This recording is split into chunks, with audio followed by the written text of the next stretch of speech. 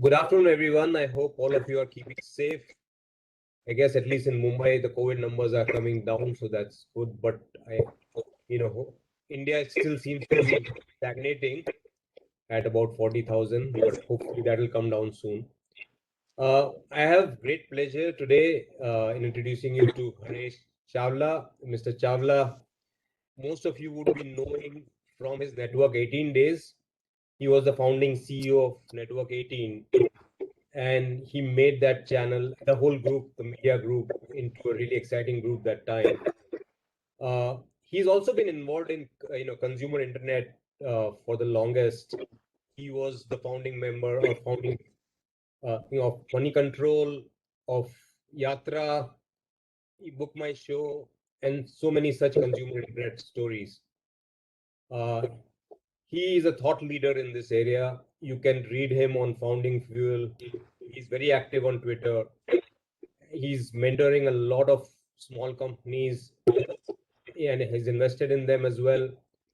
Also, he is a partner at True North, which is one of the most respected private equity firm in India. Uh, he did his engineering from IIT Mumbai and MBA from IIM Kolkata. He is currently also an adjunct faculty at SPJN. So, Haresh, looking forward to your talk today, and thanks for joining us. Thanks, Sanjeev. Thanks for having me here. Hi, everybody. I hope you can hear and see me clearly. When Sanjeev talked to me about 2 weeks ago saying, we should do a session on digital businesses, I thought, what every digital business is actually different. So, unless we put a lot of work into understanding a company, remember, it will become more and more difficult to understand these digital businesses, as we will discover through this talk. But then our discussion veered towards, can we kind of put across a framework for looking at these businesses? So what I've tried to do. What I'll start with is just laying off some context, actually, which is to, and these are all known. So I'm going to run through these slides. So don't worry. I know there are lots of slides, but we'll run through them very quickly. So there are context setting slides. And after that, we'll try and create a basic framework as to how digital companies are different and what can you start expecting them to become, actually, because all these companies are going through evolutions while you analyze them. And that's one of the amazing things about the digital businesses, that it's very difficult to predict because they're evolving very fast, they're pivoting very fast, unlike what traditional companies could ever do. So that pace of change almost makes every one of us a student every day into what these companies can do. So I'll try and understand what are the changes that we need to really unbox. And finally, try and develop a little framework for looking at them. What are the factors that one needs to understand? And then probably, that may give you a bit of a toolkit, or maybe I'll be wrong and maybe, there is much more for me to learn as well. But some kind of toolkit of what kind of questions one need to ask these companies, what kind of analysis one needs to do. As I said, each company is different. So I'll start quickly. Essentially, if you look at what's really happening, and COVID has accelerated this, almost your entire life is now controlled by the smartphone. So while we are all assuming that we have control over our smartphone, actually, if we look at it, the smartphone has control over your life. It's the one that probably reminded you there is a call at 3 p.m. It's how you order the food, how you get to home, how you connect with your loved ones. So our whole lives are actually completely transformed. And the people who are actually on the edge and trying to not get into this whole digital social revolution, let's say pre-COVID, now have been forced to join it. So I think that's one fundamental shift that's happened, that from this reluctance of people my age, for example, to actually adopt everything and give up our physical manifestation of existence. Now everything is available on the net and we are being forced to use it.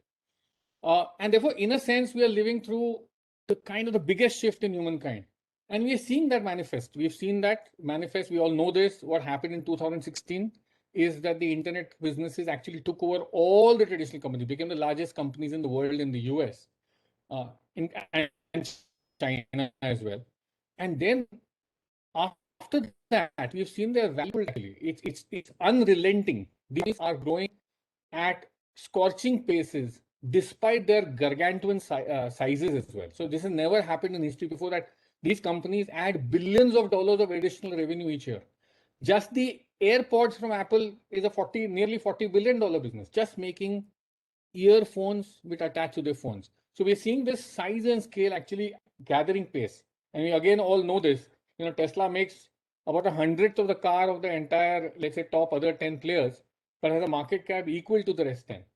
So really what's happening in India as well is that some of the changes are actually even more deep and dramatic, because we had a kind of broken underlying ecosystem. Our supply chains are not efficient. Our physical infrastructure is not was not good. So when this attack came with COVID, it really has put, we are almost in 2025. I think we are, while our physical businesses, your Levers, your Nestle's, your Asian Paints, and all these companies are in 2021, and we're seeing them grow as well because of the formalization that's taking place. But the digital businesses, both the companies and the consumers, are in 2025. The kind of adoption we would have otherwise seen in 4-5 years has happened in 1 year, and you've seen that globally as well.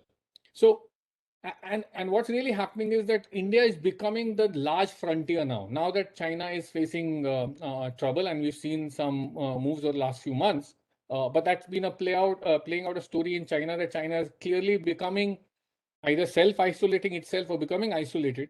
India is the large English-speaking market where mobile is still the device of preference, and therefore, in a sense, it's becoming the frontier. Uh, the bigger hit you're seeing also come in is that there is only so much talent that is available to supply. So one of the other challenges, besides fighting digital disruption, these companies won't even get the talent. And you can even see what has happened to HDFC Bank, or you're seeing several banks suffer with this across industries. They don't get access to the talent. No good digital talent wants to join without equity. Equity has become the currency, and the large companies really can't afford that. And really what has happened, at some level, you have to start looking at these businesses. They add hundreds of millions of consumers. You look at ShareChat, you look at Paytm, you look at PhonePe, look at BharatPe, you look at Policybazaar, all these companies, Nykaa. You are suddenly getting, after COVID, friction-free access to millions of people, and which redefines your total addressable market. Remember, traditional companies were constrained by geography. You go into a state, you go into a city, you go into a town, you go into a village, and all of that process takes time.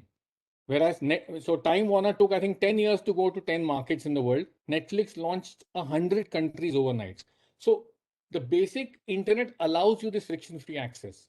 In India, the other thing that happened is that we've become, from pushing to consumers that digital adoption, suddenly customers now want to, it's become a pull economy. And you're seeing that manifest itself in this company that listed just now. Look at Zomato and Swiggy's unit economics last year before COVID, and look at them now.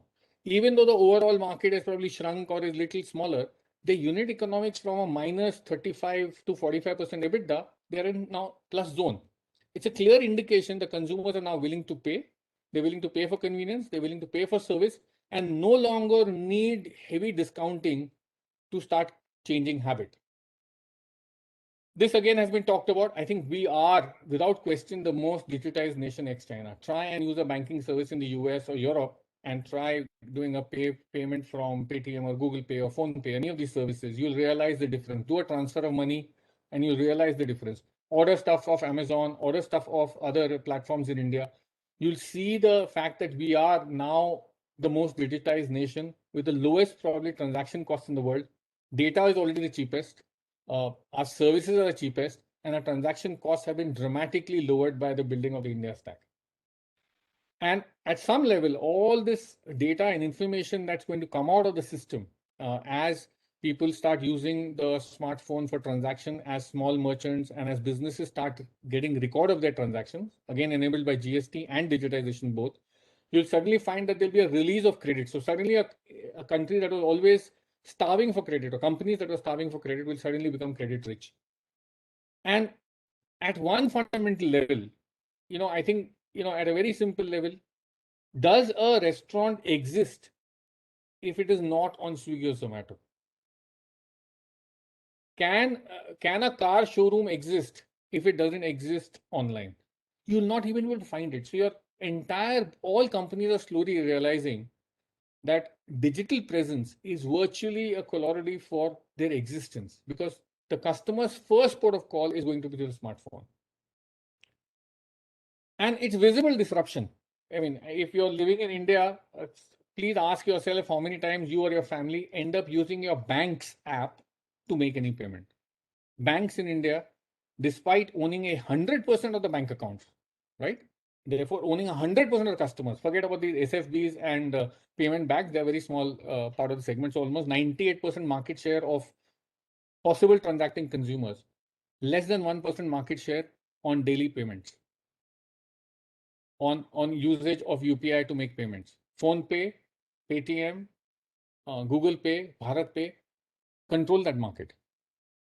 Zerodha, I mean, it's an example from our industry. Look at the scorching pace of growth, and it continues to grow market share and grow it profitably. So no, not all businesses have to blow up cash. Fully bootstrapped, growing profitably, and at that size and scale, with almost 30 odd million customers, already having the largest market share, still growing at a much higher pace than all the other incumbents. We're already seeing platform duopolies emerge in food, Swiggy, Zomato. In cosmetics, you have Nykaa and Purple. In insurance, there's Policy Bazaar and maybe other versions of Acko and Turtle Mint and a few other players. E-tailing, again, market is split really between Amazon and Flipkart. So you can look at sector upon sector, and you're seeing that a lot of maturity has already been arrived at. 10 companies started, 8 got funded because in the frenzy, 5 survived, and after that, most of them merged, and now there are 1, 2, or 3 left in every sector. And therefore, that battle has really moved to another scale and is showing already signs of maturity that you're seeing in more mature digital markets like America or China. We already have our entire platform and our entire internet base is been built on already existing Western monopolies. Google, 95% plus of the web traffic, WhatsApp, almost 100% penetration really. YouTube, there are more searches on YouTube in languages, in voice happening in India than anywhere else in the world. So those are fundamental habit changes that actually people like you and me never see. Those ground level changes where people are, consuming material from YouTube, they're speaking into their phone and doing search, are something that normal media coverage misses. But a huge number of Indians have started living a digital life over the last 2 years, and especially now. Logistics, again, if you look at what's happened to the incumbents, the new age companies, Ecom Express, Delivery Express, these are all growing large and gathering more and more momentum actually as their network efficiencies start coming out now. So again, what you saw in Zomato was something like this, that consumer behavior changed a bit, your network efficiency started paying off, you suddenly saw a transformation in the unit profitability, and that's going to be a character of what we'll talk about. Inefficient supply chains, there is Licious, there is Meetigo, there is Fresh to Home, there is ZapFresh. Again, maybe early stages, but already investors, VCs have figured out which are the likely winners and have pumped in hundreds of millions of dollars, saying that the entire frozen food meat market is an inefficient supply chain. Customers don't trust quality. There are massive opportunities to upsell things, and money is flowing in there. D2C, a Mamaearth, a company. I know in the branded business, India has very tiny startups actually. But just an example, Mamaearth used to do 5 crores a month before COVID. Now it does 50 crores a month, a 12-month 10x growth. That is the kind of momentum these companies have got due to COVID, and that's really kind of the beginning of this like wave. Actually, we are just at the beginning of this wave as we go along there. So again, the other thing we are seeing, massive unlock of global digital services. Globally, all companies have realized that they need a digital presence. So any company that had a plan to, let's say, do digital transformation over 4 or 5 years, all of those plans have got advanced. And that you can see are all our IT companies are sitting on order books and waiting lists actually to implement either enterprise solutions or, more importantly, implement and integrate cloud-based solutions for clients. That's one part which we are seeing already show up in the marketplace. The second is that with COVID, you also had the situation that it no longer important where are you living in the world. So there was this kind of mental, psychological confidence barrier that Indian SaaS companies had. Can we service US clients, or do we need to set up an office in Silicon Valley and go down physically and meet people? All of that has changed. So Indian SaaS company, Freshworks, Zoho, Zenoti, Postman, BrowserStack, all these companies are now attacking the whole world. In video company I've invested in 100 countries, people are making videos. So there is a certain confidence change that's happened. Customers also are happy to look at an Indian company and believe that our tech will work. You've seen Byju's go and buy a global company now as well. So we'll see even that we will probably land physically into those markets as well at scale. Our brands in India are completely underpenetrated. Given the kind of heterogeneity of our market, we are too homogenized on brands actually. So I think it's a study for everybody, but the D2C opportunity in our country is massive and will keep playing itself out. It'll have winners, losers, but it'll throw up many, many large businesses. Fundamentally, there's been a complete reset on the service, delivery, and quality expectations of Indian consumers across the board. I think that's the other thing to realize, that underlying here is everybody expects that when you call up, the phone will get picked up. When you put a chat complaint, you'll get a ticket, it will get resolved. Delivery will come same day, if not it will come next day, if not the same day. It will be fully trackable. I will have either a great quality product, or I'll have a chance to return it without pain. The entire Indian incumbent ecosystem has to now learn to live with this reality. They don't pick up their phones, they don't train their contact center people, they don't take returns, they don't track tickets. All of that is changing.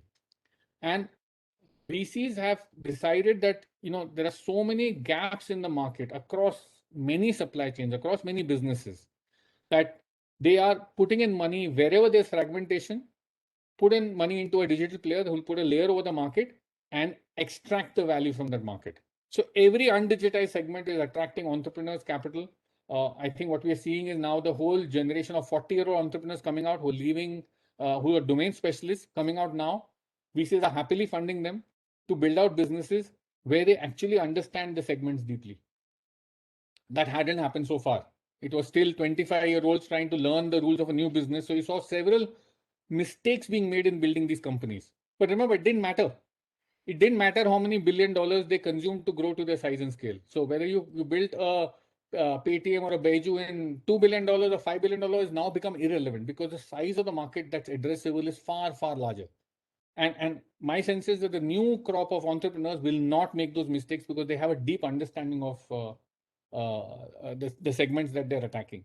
And therefore, we'll see more and more money coming into the system. Over the last week only, it's very clear that Western companies now, VCs are going to be afraid of China because of what has played out there.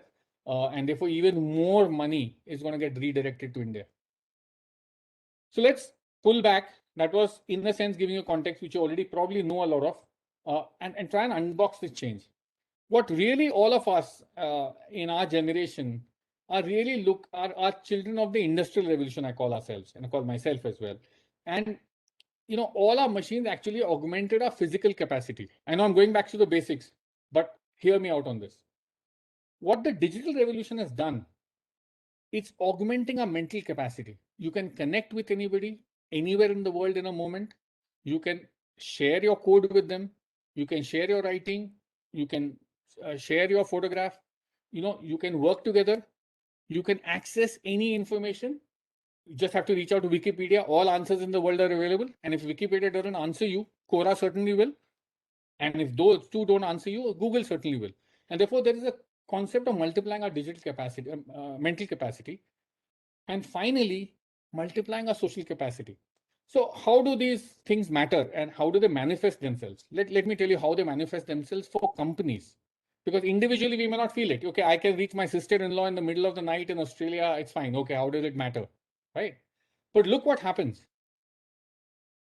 Digital companies can collaborate because they are able to plug into each other. So this is Uber. Uber works on several other platforms that it can seamlessly collaborate with.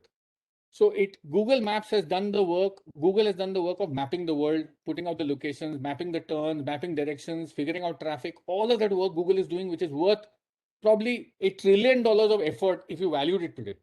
just the fact that the map itself can become $1 trillion business in a few years' time, because that's the work that's gone in, right?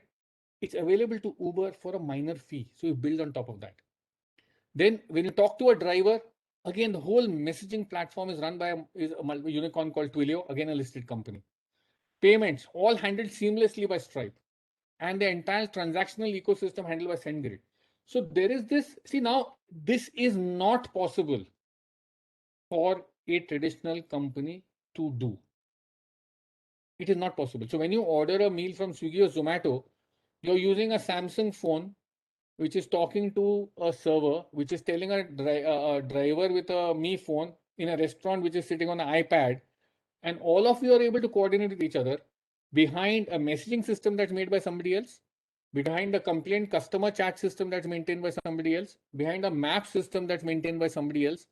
This entire ability to bring billions of dollars of value to flow into that one transaction was never possible in history before.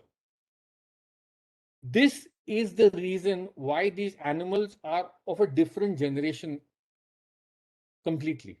And every time we look at a digital company, we need to think of what's going behind it, because as in when companies are building more capabilities, they are becoming available through simple APIs to companies that are building on top of them.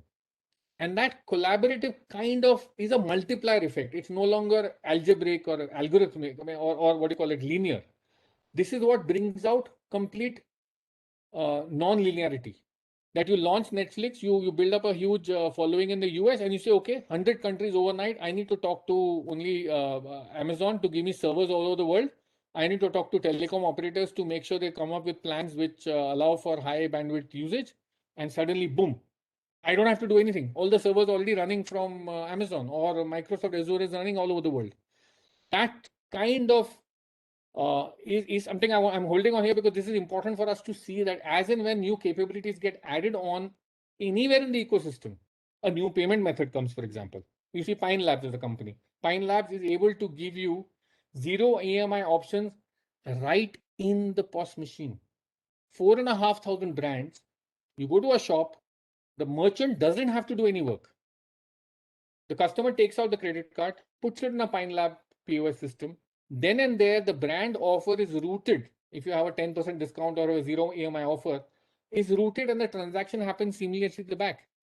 So this capability of collaborating was not available. It's not available to a Levers, not available to any of the physical companies in the world. And therefore, what really happens that this whole collaborating thing actually, the way these companies look at the world has changed, because they don't sit and look at, I will launch in Bombay. No, I will look at how can I serve 500 million Indians in India. That's how they understand the market. They understand scale first and then start building slowly. They don't start with the mindset of, okay, if I get 100 customers, what will happen to my company? So 100 customers have to come and have to grow to 1,000. But the business model thinking is at scale. And that's how they understand the world.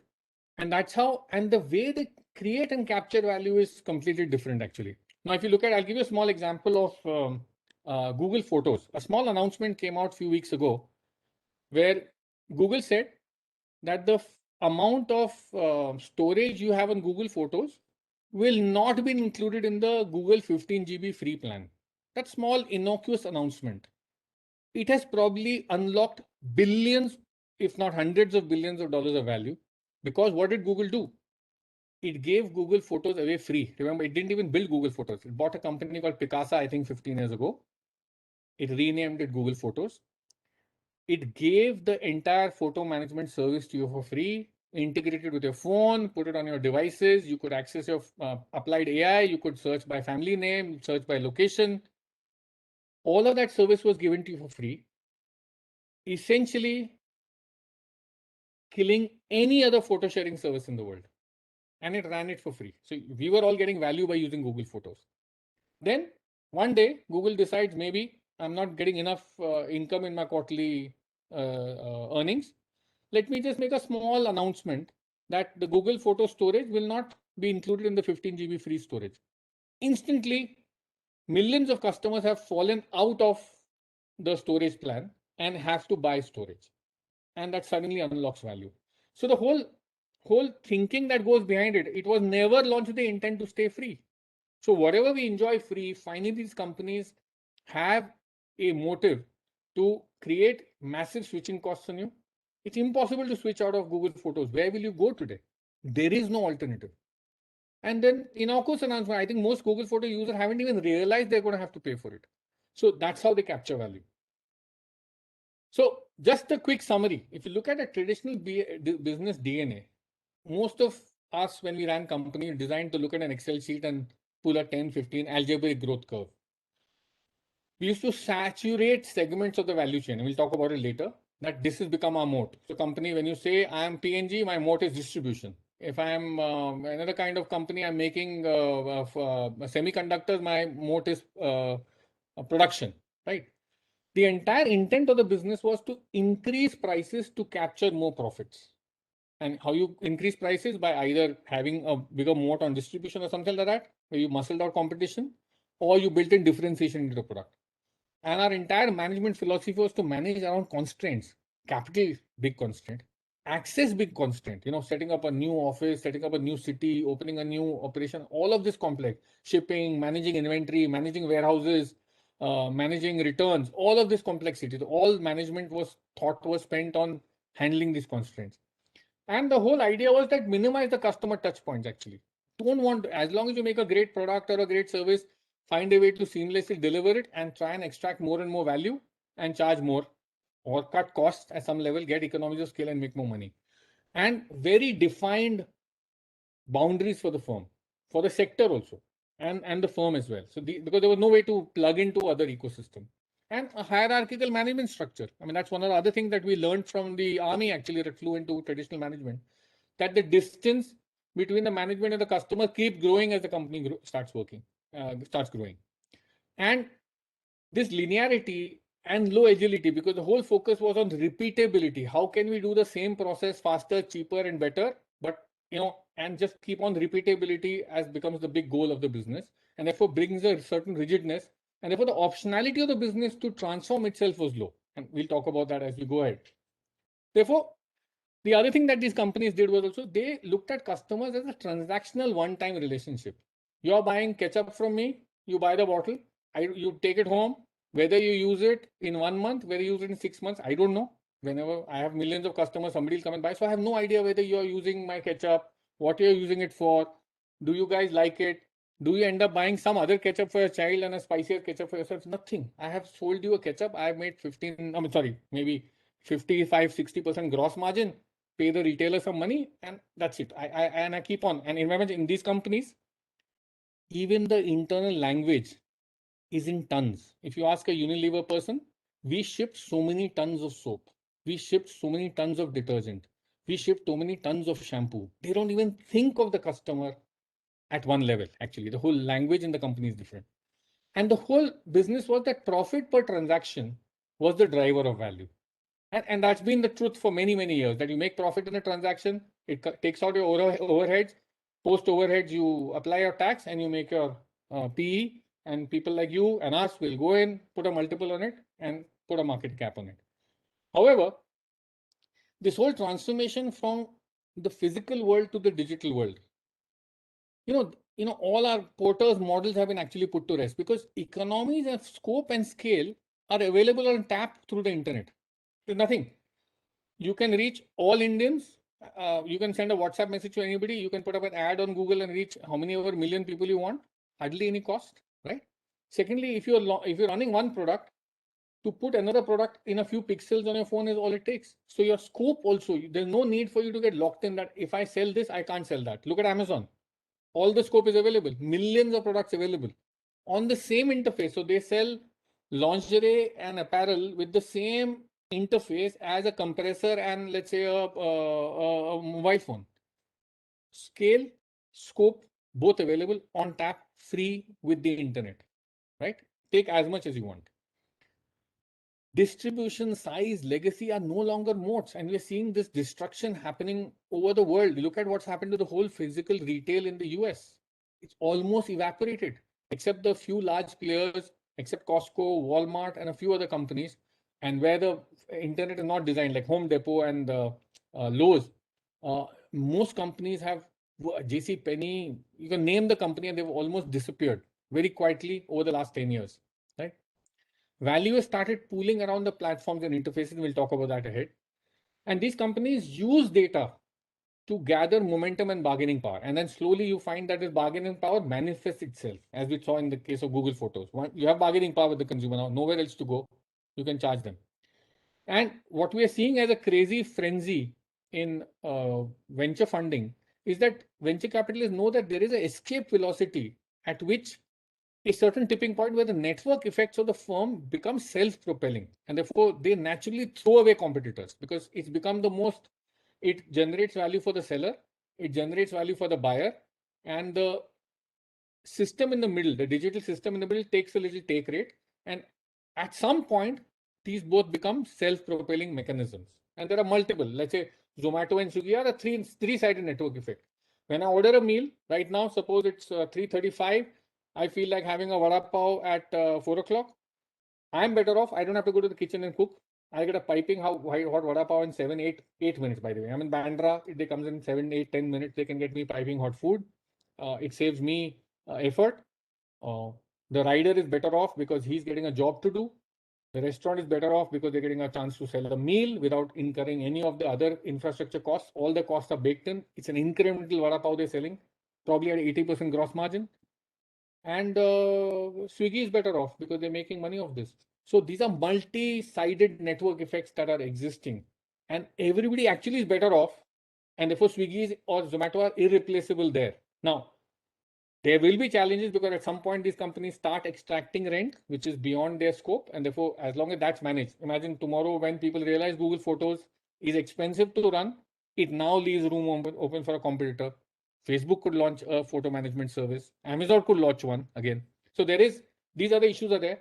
But naturally, because of the collaborative nature of digital systems, everybody is actually better off. And that's one thing that we have to remember. And that's something we need to analyze when we analyze these companies. Capital here has become a competitive weapon. It's no longer a constraint. And therefore, moment capital is a competitive weapon, it actually removes all other constraints in a way. You can't get distribution, blow up money on full page ads, buy out holdings, So capital itself manifests itself in removing several other constraints. And the collaborative capacity allows firm to multiply value, not just add, they multiply capabilities. So we'll discuss this as we go ahead even more. And all of this results in the locus of value shifting. What really has happened is that traditionally we have seen value move from production to distribution to brands, but now it's moving to interfaces.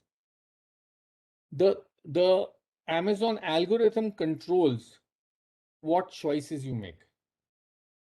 Alexa, Siri, Google Hello, and Apple's home device, all these are actually narrowing your range of choices. They want to be the single gatekeepers of your choices.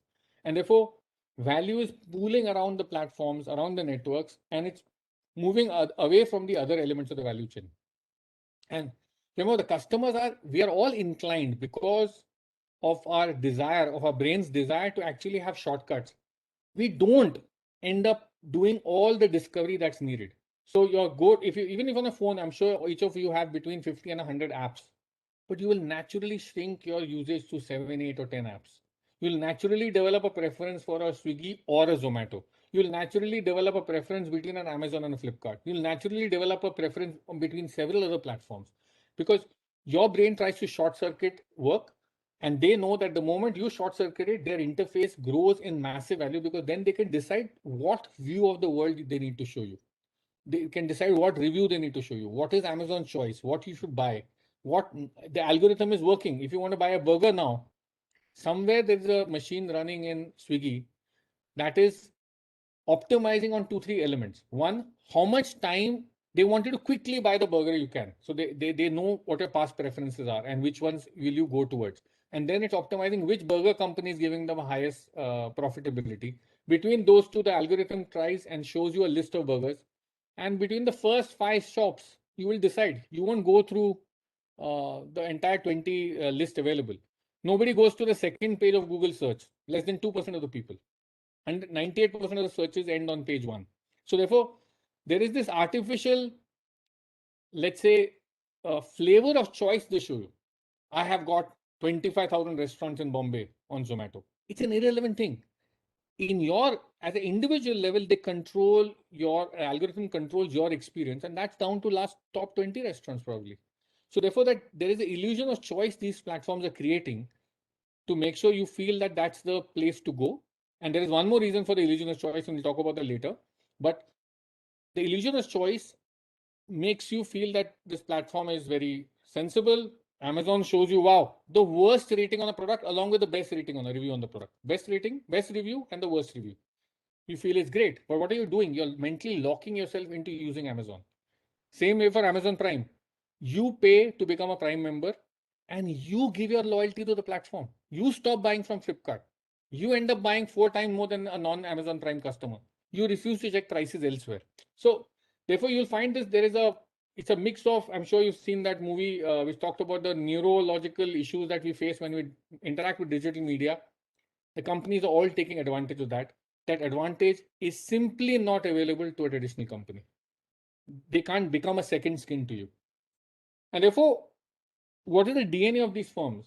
They want a continuous connection with the customer. The data path with the customer should constantly be open. So if you're running Nykaa, I know this lady's bought hair color from me. I'll try and sell them a face mask. Then I'll try and sell lipstick. Maybe she's got a daughter. Maybe I'll give them a teenage nail polish. There is a connection which I can exploit. I can sell them clothes tomorrow. That's what Nykaa is now doing. So there is a connection which I can improve on. I engage the customer. I monitor my relationship. I learn from it, improve it, and I exploit it. And the profit per customer is the driver of value, not the profit per transaction. I don't care if I make money on one bottle of lipstick or one bottle of, let's say, nail polish. Maybe I'll give you 3 nail polishes at zero margin. Maybe I give it to you as a sampling kit.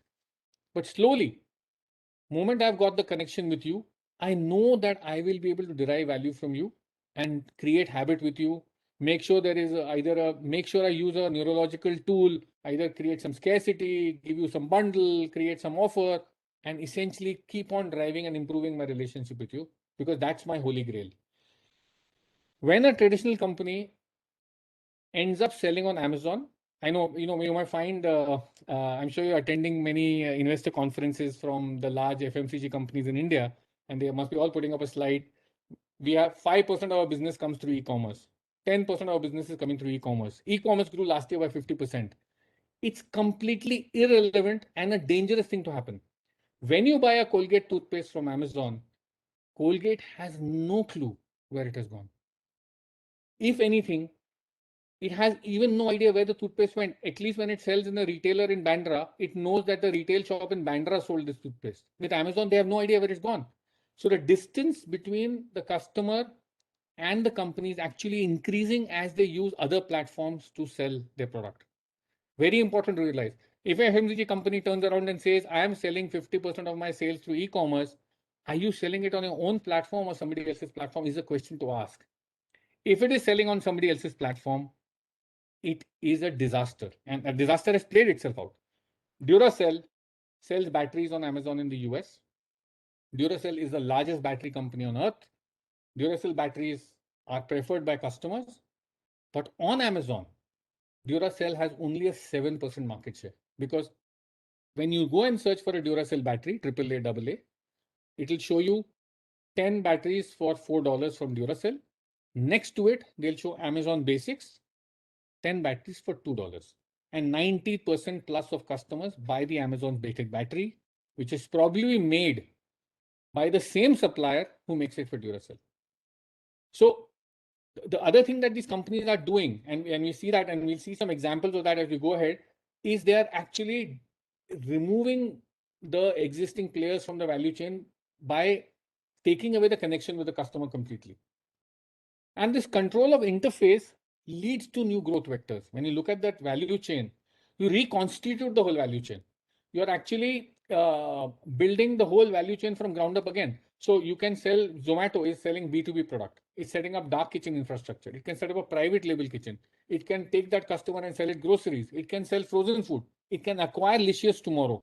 and build a massive supply chain of to the same customer of filling up their fridge. So if you want fresh hot food, order from me. If you want to reach out into your fridge and manage on your own at midnight, here's my frozen food. If you want groceries, here's stuff coming to you from Grofers. So this capability of quickly acquiring the company and just merging it in an instant, what will the time it will take to integrate Grofers into their platform? Nothing. Two engineers have to sit down and merge the interface and put a button there that order groceries, order instant food. That's it. So and they shift buying behavior. For example, Licious is selling basic meat cuts at great prices to upsell and increase the frequency of purchase. The moment access becomes easy, the demand completely changes. And I'll prove it to you. How many CDs or LPs or cassettes we all had? 100, 50, 200? Today, all of us have thousands of songs on our phones. Actually, we have millions now. If you have Spotify, you have access to millions of songs. So suddenly the access, the lower cost, frictionless access actually multiplies demand. That's the other thing that changes. I mean, that again to keep in mind when you're trying to figure out what this company will do. And these companies become learning organizations. As you see what Shopify has done. Shopify started as a SaaS company, now has launched a shopping app. Finally, it will probably bring traffic to a merchant as well and build up a Amazon kind of company without really building all the warehouses that Amazon has built. So you have probably a sitting $1 trillion company in Shopify because it can morph at this scale and speed. One more thing that digital companies can do. Traditional companies can only test the supply demand curve in a small range. A digital company has the capacity to sell me a 50-60 rupee dosa and a 5,000 rupees sushi meal. The entire, let's say, demand supply curve, it can play with it through choice architectures, through bundling, through subscription, freemiums. All these are mechanisms for me to keep on extracting customer surplus and supply surplus because everybody's coming on my platform. So the new business DNA, we talked about it. We'll try and hurry up so that we can get into the Q&A. But all the things we talked about, they're here. That they are thinking, what's the wallet share I can get? So I'm Zomato. Can I sell you grocery? Can I sell the restaurant its ingredients? Can I buy a frozen food company? Can I supply? And they were trying to do that, supply food in the Hyderabad, the IT city. I think 5 lakh people have lunch every day. 5 lakh people sitting there. Can I take a caterer and put him digital so that 5 lakh people are given a low cost lunch? Again, if I get a 10% take rate of that, it's done. So there is this whole new DNA of thinking which you talked about, which is present here. LTV CAC is lifetime value versus cost of acquisition. That equation becomes core. And finally, remember, in the traditional business, we kept thinking fixed costs are bad. If you ask any manager, your fixed cost come karo, variable cost badao. But in the digital business, fixed cost is a moat because you bring in the complexity of the market. When delivering 3 million meals a day with nearly negligible failure is a phenomenal feat. No, I know we have all this Six Sigma and GE and all this stuff we've learned in our lives, but no, delivering 3 million meals a day, every single day, rain, sun, winter, is a phenomenal feat. And that's because they've taken away complexity and absorbed it. And that's where the value of the company sits.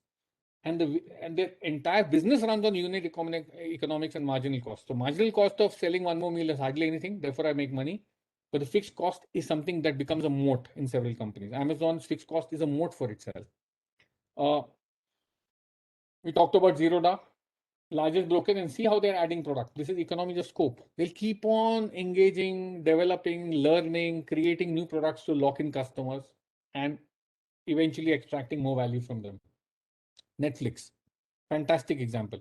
It went to all these companies, took their content and built their platform and slowly started their own production and this is 2018 now, it's I think $300 billion, but become the largest producer of content in the world. It essentially built on the back of the incumbents. Amazon. Every company is a competitor, multiple segments.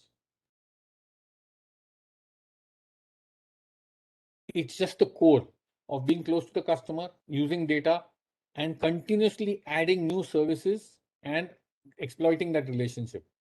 It's not profit per transaction, it's profit per customer. So you can see that the marginal cost equation is in the physical world. Amazon Prime is that. But the marginal cost, I live in a building in Bandra, 5 deliveries come every day. Because 5 deliveries come every day, the marginal cost of delivering one more package to my house is essentially near zero. And if you think like that, which means you think at scale, saying, I will send 5 deliveries a day to this building. Now, my job becomes, how do I get enough consumers in the building to buy as much as they can? And therefore, that whole equation manifests itself in the physical world.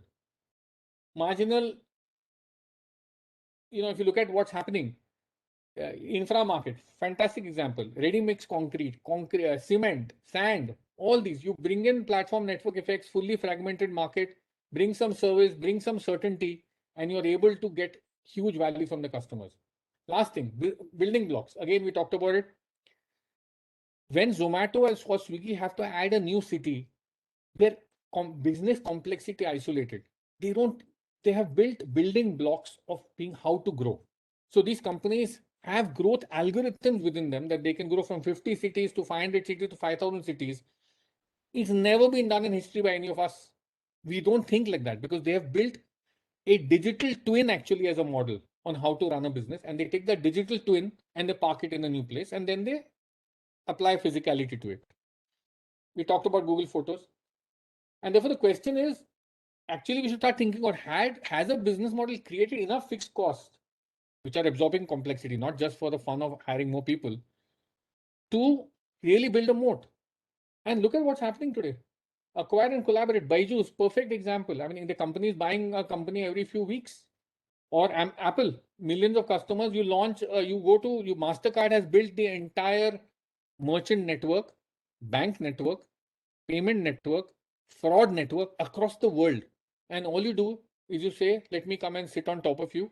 So you take MasterCard, you take your Apple interface, and you build Apple Pay on top of it. And suddenly you're the second largest. Remember, Starbucks is number 1 on mobile payment, but you're really one of the largest mobile payment systems in the US.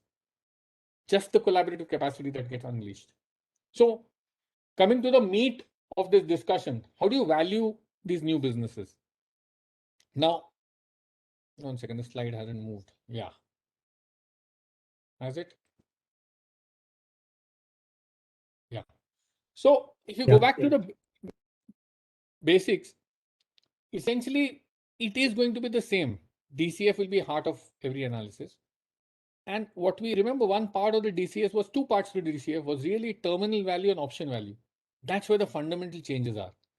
Traditional business have very low probability on the firm is morphing or extracting option value. So it just kept as some number in the terminal value. In the newest form, the option value is the bigger part.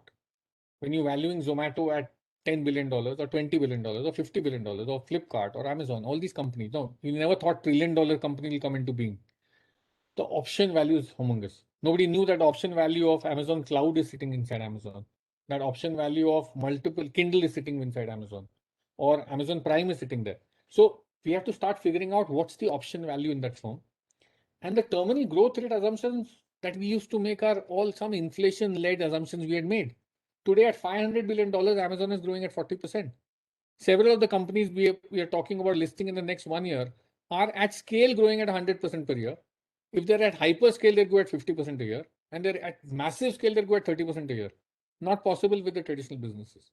So the high probability of the option value is there because of this natural collaborative quotient and the flywheel and the ecosystem creation. Then the whole ecosystem gets created. So when you buy an Apple device now, an Apple Watch, a MacBook, an iPhone, a EarPod, you get fully locked into the ecosystem, right?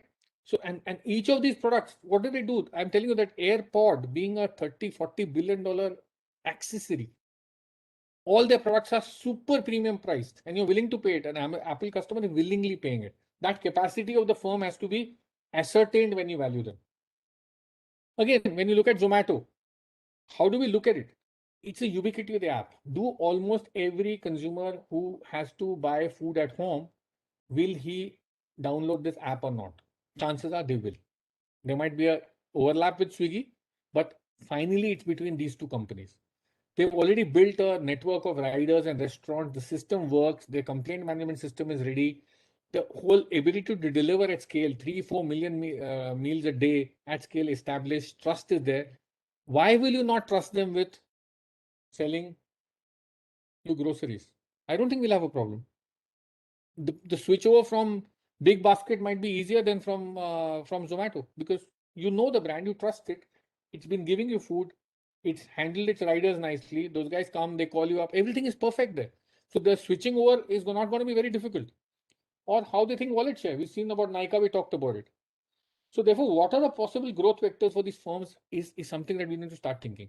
Therefore, what kind of platform has been built and what can it achieve? And that's the driver of valuation, not their current numbers in a sense. I think the questions become much softer, much more imagination has to go in to see what the option value that can emerge, and much more of the behavior of the firm, the behavior of the founder, the capacity of the firm to have build trust with the consumers, how they handle the multiple touch points. Remember, no other company handles this complexity of transactions and these many touch points and these many irritants. You know when your meal is going late. You know what I'm saying?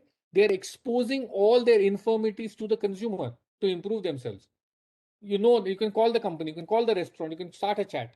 All of this they're exposing. Most companies hide in this situation. If something is running late, sir, nikla hai mal.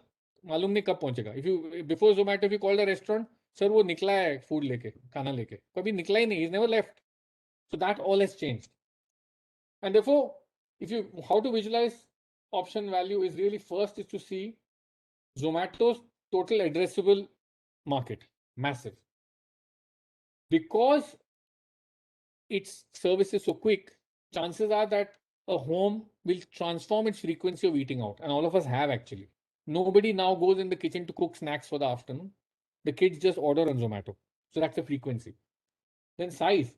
You end up upselling. Now, suddenly from snacks, you go to full meals, you're able to keep on change the size of the transaction. Your engagement becomes deeper. Instead of going out to a restaurant to have a good time, you'll rather order in a sushi meal and spend $4,000 on the platform, because now you start trusting it more. And geography, they're able to bundle and keep on growing the market. Can they grow outside India? Yes. I mean, that's the other thing, that some of these companies will morph into companies that go abroad.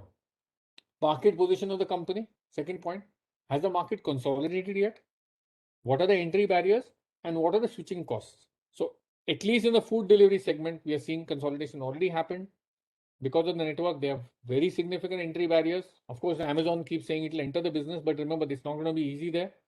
And they have built switching costs. Customers have got comfortable with their platforms and will not easily switch out of it. The last thing to do is also ignore the fixed costs. Apply the economics at the marginal level to the entire firm. These companies, when they report their numbers, you'll see, I sold goods worth 2,500 crore, I had expenses of 2,500 crores. If you remove the fixed costs from that, that's how we need to see it. At scale, these fixed costs will get absorbed. That's the way you need to think about it. Fixed costs and overheads are a barrier to entry. That's not in every case, but that's how we need to analyze it. And the company absorbs the complexity, the fragmented underlying market, and releases value for our stakeholders. So you have to think of it this way. Is the company releasing value for which stakeholder? Can that stakeholder live without it? So can a restaurant today, can you launch, if all of us, all people my age and your age all want to finally own a nice restaurant. When you launch your own restaurant, can you afford to not list it on these two platforms? That's the question to ask. And therefore, some of the factors we talked about: penetration, network replicability, can expand into new segments. Can it go down? Let's say, can you launch multiple services? As we saw in Uber, you could take a Innova, you could take a Swift Desire, you could do a Uber pool. You can suddenly create new segments in the market and go down the economic supply demand curve. Big question. Do customers trust it? I trust Zerodha, therefore I will trust buying its small portfolio service. I'll trust buying its analysis service. I'll trust buying its screener. I'll trust many other things with it. Okay, therefore, does the business have this trust, and is the management working towards enhancing the trust constantly? Amazon is the perfect example of this. There is no better example to give of it. The company continuously focuses on improvement and building customer relationship and equity. And therefore, customers give it the permission to cross-sell actually. Customers give you permission to build optionality. Same thing, can it access market share? Can it rewrite the value chain? As you saw in the value chain, companies are setting up the whole value chain, from production to the customer directly. So therefore, it's private label, set up infrastructure. Can you set up manufacturing like Amazon is providing warehouse services to customers, right? Or can you supply source to the customer directly, right? And again, always visualize how M&A, because these companies know they can plug in capabilities. Remember, Google, Amazon, Facebook have grown because they bought companies. Facebook bought Instagram, Facebook bought WhatsApp, Google has bought Picasa, Google has bought most of the services, Google Sheets. Many of the services Google runs are just plugins. So Zomato buying Grofers, Zomato buying other things, other assets in this business are something that you have to start imagining. And because it's almost like you already have a network power or network, let's say, flywheel running. In that flywheel, can you plug in another business and grow and multiply value? Important to see how the churn of the business is going. Depth and quality of relationship is more important versus just looking at the revenues of the business today, because revenues will suddenly give you a vertical curve. The depth and quality of relationship with customers will determine whether you can grow it like this, right? Competitive dynamics, can you become a feature of another super app? So some businesses become features of other businesses. So you can now see, while Tata and Reliance have talked about super apps, actually Zomato and Swiggy are moving toward becoming one. And Dunzo is, where they're saying, okay, we'll give you food, we'll give you grocery, we'll give you whatever you want. Payments are integrated. You can even pay later. Dunzo has already started a feature that you don't have to pay at all. They'll send you 1 bill in 15 days. Suddenly takes away the friction. Purchasing becomes even easier. Just press a button, buy the product, and product comes to you, pay the bill later. So, and again, analyze the value creation path versus the value extraction path. I mean, we've seen that. PhonePe, BharatPe, UPI has no merchant revenue, right? But how will they extract value is what we need to start imagining. They are happy to give you value by making these largest UPI platforms, right? What is the extent of the surplus available in the market? What can they create on the consumer side surplus? What can they do on the supplier side? How much can they be their potential take rate? If you look at what Craigslist did, single-handed company 25 or 30 years ago has maintained the same number of employees, maintained the same interface, does $1 billion revenue, makes 900 million profit, doesn't look like a new age company at all, because it exposes customer surplus and just extracts a little bit of it. It killed the entire newspaper classified industry. So essentially, and we'll come to the end of this, go to discussion. It's 5 questions to ask. How can this company serve new markets? How can it serve existing markets in new ways? How can it use technology?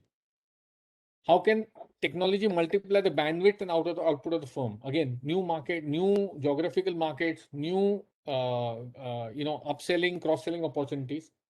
How can it collaborate, morph, merge, and serve new needs? And how can it create new habits? These are the questions that we probably need to look at while examining option value. So if you look at it, it's in a way about abundance thinking, which we're not used to. We're used to constraint-led thinking, but this near zero cost propagation into friction-free access to a massive customer base by changing habit, it's now virtually impossible to go back from using Uber to getting a yellow taxi. So in each of these segments, once you shift habit, it's not possible to go back. And finally, why there is value in this industry. And we'll end with this. 1 second, this chart. Okay. Yes. So I think remember that we are all fixated to using these apps, transferring our lives and our expenses to these platforms, and therefore their value will continue growing. Of course, they will face competition. They will have to keep up, and innovate every day, because their startups are attacking them as well. But finally, remember that these are becoming our portals to the world, actually. Thank you. We can move to discussion. It's 1 hour, actually. Thanks a lot, Harish. I think that was very, very interesting.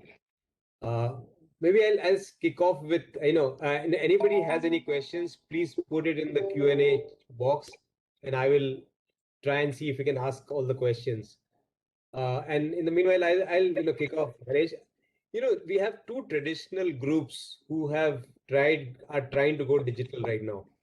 You have Jio, uh, trying to be digital, and Tatas have just bought Big Basket, and they are trying to do. And I know you have written extensively about super apps in your stuff, and but let's go back to these two groups. If in your framework, can old traditional groups, achieve this, or you need to actually have complete different thinking? So yeah, it's a question of DNA, and we are seeing, at least in the whole way Geo has been built. I mean, you're seeing this intent, the capital constraint has been removed. They realize it's a massive market, and if you see what they did with the launch of the telecom business, I mean, clearly this is new age thinking coming up there, and therefore, my sense is that they also have all the, let's say, they tick the vertical boxes. They have a huge retail presence, right? They have a huge retail presence in apparel. They have a huge retail presence in groceries as well, right? Therefore, they have this ability to go physical and digital together. And as I said, it's not easy for a traditional company to make the transition, but they are really at that transition. They're at it, and therefore, my sense is they will get it right at some point, and they're constantly iterating on it. Remember, AGO now, which I don't know many people know, is virtually neck to neck with Mintra. It's silently happening, but it happened. So ask your daughters and your children and your sons and teenagers. They are now indifferent. Mintra is no longer the only port of call to buy apparel online. AGO has become a significant player. So when you see this kind of intent, capital, DNA matching going on, the chances are that this will, clearly fall into place at some point. Of course, not in every segment. We saw video calling didn't take off, chat didn't take off, Geo Money has not yet taken off at all. So again, I'm not sure that will they be able to build a whole super app ecosystem because that requires high frequency transactions and a ability to transfer your customer seamlessly to the best in class service. It's like why we see Paytm also suffer now. You're not buying your airline ticket from Paytm because Paytm doesn't know how to handle when you want to make a change to a ticket or cancel it. So if the super app tries to become the best at everything, it's going to fail. It cannot. It needs to transfer its audiences in and out. So therefore, that's one thing. When you come to Tata's, I think the journey there will be even more a bit painful. But they have, I think, made the right moves. Big Basket is a great acquisition to pick up, and they've got Tata Consumer as well, which they are focusing on. So my sense is that these will become quasi super apps to some degree. Remember that this is not a question of survival. So these companies have to do all this. So it's no longer just a question of no हमको हम उठे हैं हम लोग थोड़ा experiment करेंगे super app बन गया तो बन गया नहीं बन गया तो नहीं बन गया. Remember, a super app ambition forces your traditional businesses to develop new DNA. So all businesses of Tata will actually be better off at the end of this uh, transition, even if they don't become a super app. And as I said, chances of becoming a super app are low because none of them have a very high frequency, 15 times a day use case. That's the challenge here. Right. Okay, next question. This is not all about consumer internet. So someone's asking on SaaS as an opportunity, but and also asking, if you were to say take D2C logistics, e-com and SaaS as various opportunities, can you rank them in terms of attractiveness, or each of them have their, are attractive in their own way? So each of them is attractive in their own way. See, what's going to happen, my sense is over the next 1.5 years, everything will come down to 2-hour delivery. Anything you want. See, remember, we are headed to an environment in India where in most towns, in major cities where basic consumption is also massive, you will have micro warehousing getting merged with logistics and becoming a fulfillment stack. And companies will say, okay, press a button here and 2 hours, whatever you want will deliver from whichever brand. So I think we are headed to this logistics becoming a very, very big play actually, as they merge warehousing and logistics and build a fulfillment stack for brands. That's one. On the SaaS opportunity, my sense is it's massive. Remember, 2, 3 issues are there. One is that the US SaaS companies were never mobile first. Remember, mobility is come up from India and China. China first and India now. That where the the mobile is a much better interface than a computer. Computer is far less powerful, far less sensors, far less attached to you. A phone can remind you, call somebody, message somebody. There are the multiple ways in which the device can be used is like a multiple degrees of freedom you get with the phone. That capability is actually now India has the capacity to export and think that way. So I think the SaaS opportunity is massive because we have two other factors, or we can rewrite some of the old SaaS code. I mean, SaaS companies in US are very, very large, but they charge a lot of money and have got legacy code. So there is a way to go into the segments with a much cost-effective solution. One.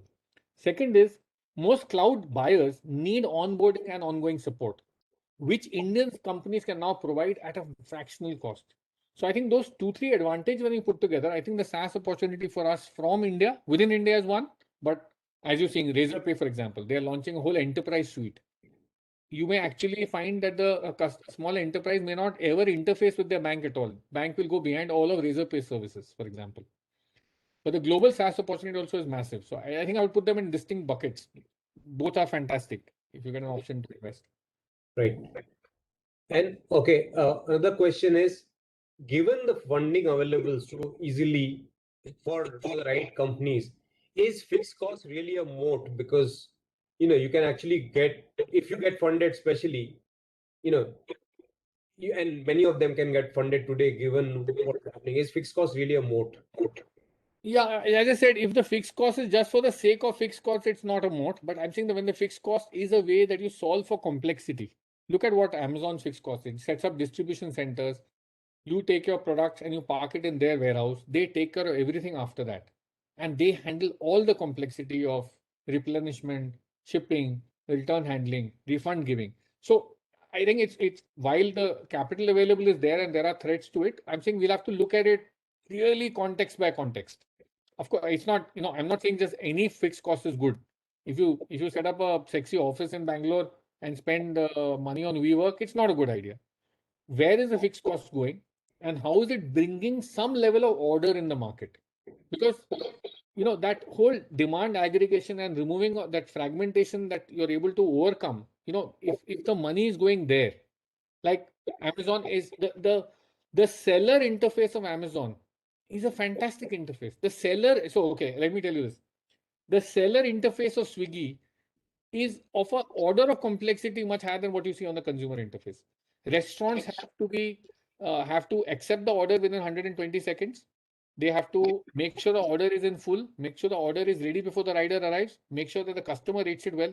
The dashboard on the restaurant side is so finely tuned that if you go to a restaurant tomorrow and order food while sitting on the table and parallelly place an order on Swiggy, you will find that your Swiggy order will come faster because they are running to meet those metrics that Swiggy is put on them, saying you will have platinum, gold, or silver status based on how well you meet my metrics. Now, that also is a fixed cost that they have to build on the back end. So, where the fixed cost goes is important. Right.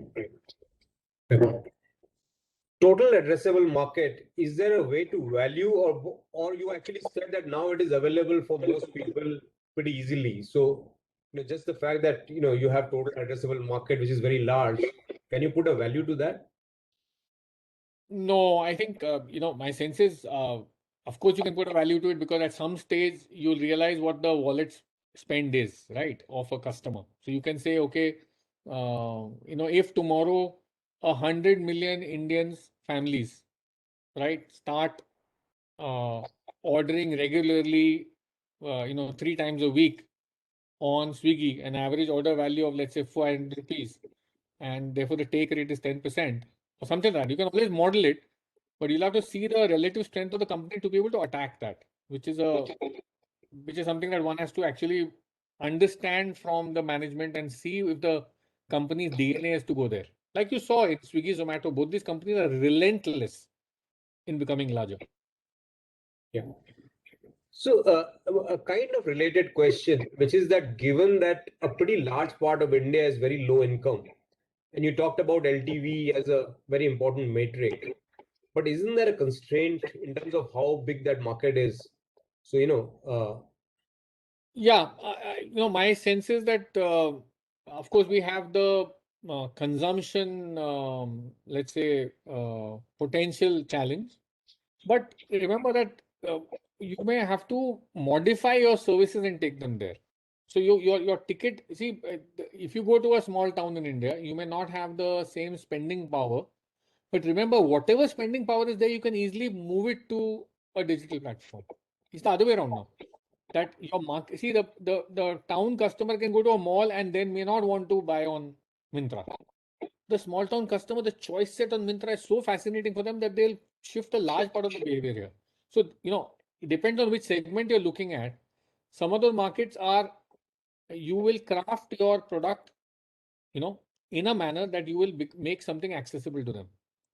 So the internet company doesn't care. No, remember, at marginal cost equation, whether you spend 10 rupees more or 50 rupees more with me, both are leading to my profit because I have absorbed the cost of the network. You see, the cost of selling insurance, for example, in a company has already been absorbed. I've built the contact center, I've built the software, I've built the team to handle it. Now, whether I sell a 1,000 rupee motorcycle insurance or sell a 2 lakh rupee car insurance, the cost is the same to me. So, at some level, this marginal economics actually help going down to these new segments. Right. And, Because, for example, riders in small town, look at Zomato and Swiggy, they will, and I know I'm taking that example again, but they will deliver on bicycle. No cost of petrol, no fixed cost no big cost on the motorcycle. You'll cycle and deliver. That delivery cost may come down to 20, 25 rupees. And therefore, you can deliver a meal in a small town for 200 rupees profitably.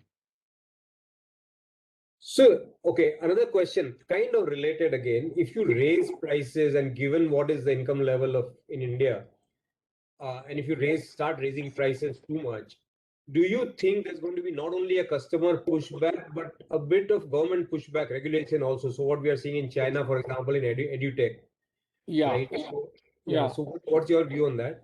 So my sense is that that can happen clearly, and these companies will have to calibrate their journey. But my sense is so two things. One is that I think they are all still in growth phase. So I don't see a situation where they're extraordinarily, increase their prices. China is a different story altogether. I think it's one tech company is going out of control. It's driven by different. The 5-year plan says they want more people to have children. People are not having children because housing is expensive, because education is expensive. They're trying to remove all the barriers to actually what is really a psychological mindset that shifted from Chinese, and they're trying to solve it through some other. We don't know whether it'll be successful, but I don't see these companies also making extreme moves in India. The government is watching, and the second thing is that the market is now at the lower price points. No, it's much better to go to lower price point and capture those customers early. So I don't see these companies also going out and saying, okay, let's restrict our market size. Right. Okay. I mean, you see Netflix, if it's charging too much, it's hardly getting any traction. Hotstar is much cheaper, it's going all over the place. There's a moment to price it higher, you're not getting traction. Right. Slightly different kind of question, more on valuation this time, which is that you talked about terminal value. Given that there is a high chance of even companies getting disrupted, you have new competition coming up and disrupts things. A lot of these companies should actually have even zero terminal value or negative terminal value if things happen. How do you identify that? Where do you think, is there a way to kind of look at that? Yeah. Yeah, so Sanjay, what we should do is, my sense is if you look at the Indian stock market 5 years out, you will find that the digital companies will be the spearheads of the market, And I would put a NSE and a BSE and all these digital, whichever digitally, Asian Paints also hugely digital company actually. But I'm saying that the whole complexion of how we look at the market is going to shift. Therefore, will the traditional companies grow in value that much to catch up with them? I am quite, quite what do you call skeptical there that any of these larger companies which we see as the most stable and the most every year they're growing at 20% and making sure it's like a 20% FD. I think those concepts are headed to be tested in the next few years. I think this journey for digital companies in India has just begun, and it's not begun because of a listing as by Zomato. Don't mix that up. That's okay. That's IPO stuff. It's begun because post-COVID, fundamentally, the push economy has become full. I think that's the bigger thing. So whether you're listing or not listing is separate. The fact that you're inexorably moving towards consumers using a digital interface to make any decisions, and if you don't control that interface, you will become, you're already becoming irrelevant. You will keep on becoming more and more irrelevant, and that irrelevance will show up in the value that you derive. There are billions of dollars sitting in the screen, the distance between my screen and my eyes.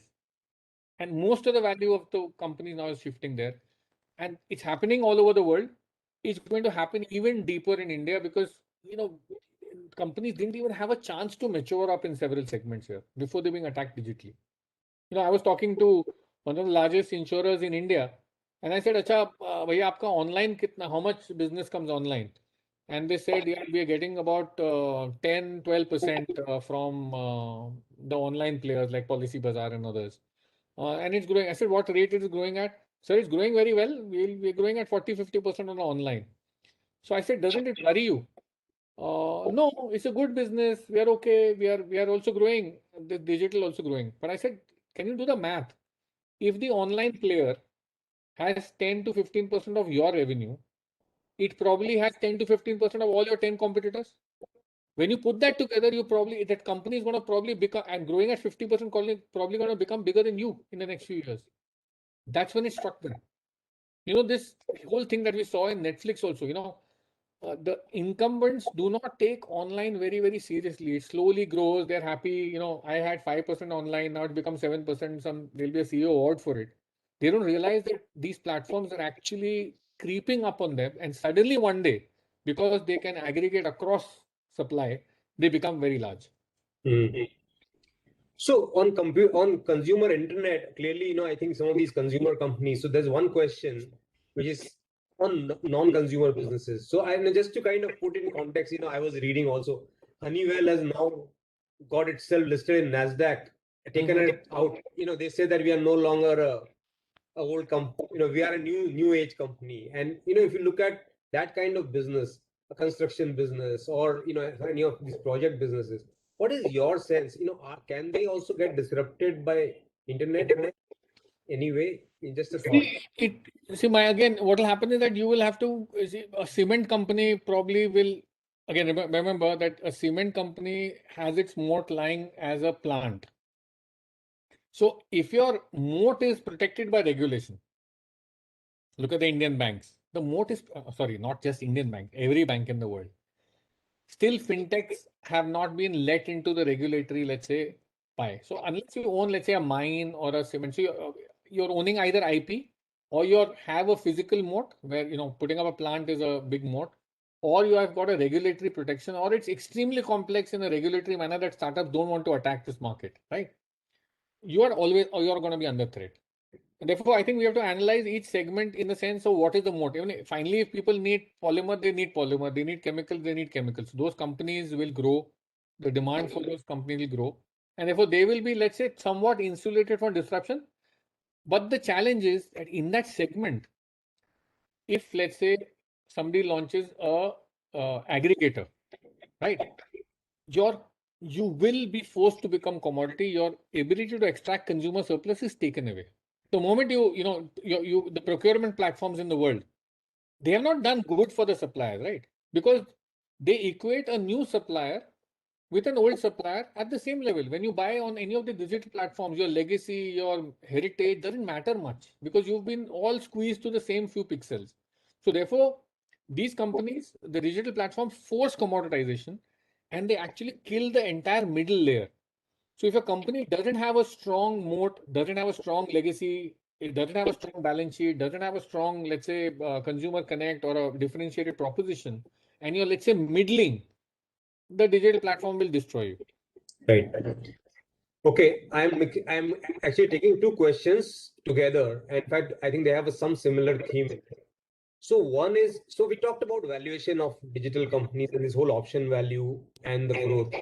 But there are certain risks, right? So let's take an example that globally Unilever and P&G actually merge and also become very powerful in terms of the content, so to say, that is being provided. That's one side. Or someone like a Disney now who's kind of fighting back and saying, I'll also challenge Netflix. So these are also competition that can come from left field, right, for these digital companies.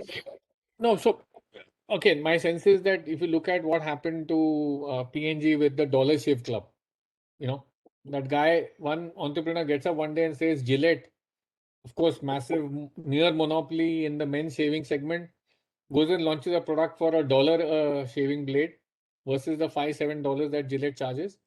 Sells the company within 2 years or 3 years to levers for $500 million, and now Gillette has had to drop prices. So there is this dynamic there, which my sense is that you'll find that these companies will remain valuable, but the question is, would they give you the growth you're wanting for your money? So it's not as if these companies will disappear. Their relevance will become questionable, and therefore their profitability therefore will come under challenge. They'll become commoditized. Because what are they doing? They're buying from third-party suppliers. As we saw in the Duracell example, all these companies buy from a supplier somewhere else, they put their brand on it, and they sell it on a platform. The digital platform takes away all these artificial, let's say, moats. It's okay. As long as the product is the same, performance is the same, how does it matter which brand I buy? Put Amazon's choice on it. Look at your own purchase patterns. When you go on Amazon, you see the logo Amazon choice, you're saying this should be fine, see the reviews and you buy it. You're not really going after the brand anymore and willing to pay that premium. So the brand has to fight the commodity player who's unbranded. And therefore that pressure will play itself out over a period of time. Sure. One question again. This is from a secondary. Sorry. I'll Disney again. IP. Remember, I said that the IP moat. Disney for years has been making stellar IP. There is no way to have a child and not make sure that they see the Disney movies, right? So when Disney is coming into this, Disney is actually the original creator of the flywheel. It makes a cartoon, it makes an entertainment parks, it makes a ride, it makes CDs, it makes movies, it makes serials. So it runs TV channels. So actually, Disney as a company was already, in a sense, a flywheel that was waiting to run, and now they've put the service on top of it, the streaming service on top. Right.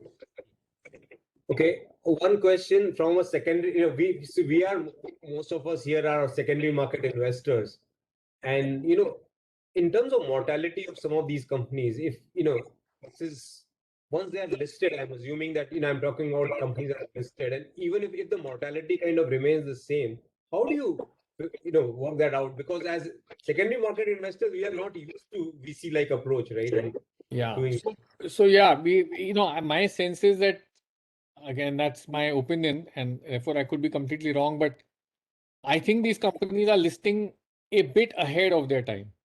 So you will find that a company that gets listed then because all of you will actually bring your magnifying glasses on it, it'll actually constrain management. In market, in a sense, with COVID, you suddenly had the metrics improve, but I don't think the companies have become mature actually. So I think the battle is still going on. See, in the US, several companies that have got listed have listed, a little later, and they've listed after some kind of solidification or crystallization of their market share, market potential, market position. I think we still have some bit of the battles to come here. As you bring a magnifying glass, for example, the Paytm, you will bring a magnifying glass to figure out where will it extract value from, and that will become a question that the company will have to answer while it's trying to discover those answers. So that's going to be one challenge. I feel that these are the questions we'll all have to grapple with in a couple of years' time, when we start looking back and seeing, did these companies go from private to public a bit earlier than they should have?